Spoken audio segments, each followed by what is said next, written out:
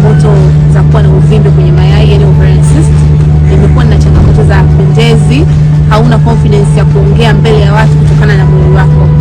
Katika safari yangu kupunguza uzito nilijaribu njia mbalimbali. Nilifanya gym, nilifanya crash diet, nilikunywa maji ya moto, lakini pia hazikuzaa matunda.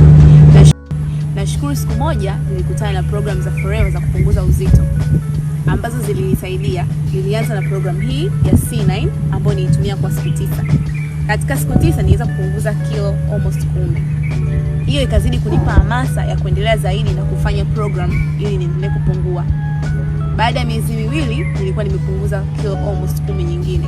Kwa hiyo hapo nikaona kwamba ninaweza kuendelea huku nikiendelea na lishe pamoja na mazoezi.